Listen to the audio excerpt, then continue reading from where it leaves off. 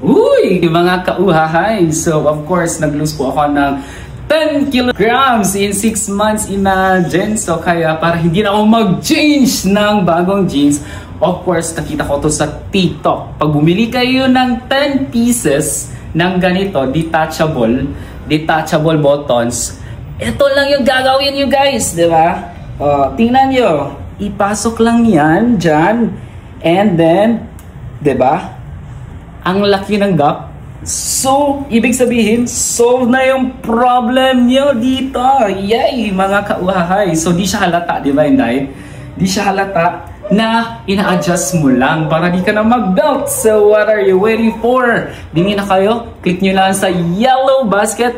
If 10 pieces yung bibilhin nyo po, tag 33.88 centavos na lang siya.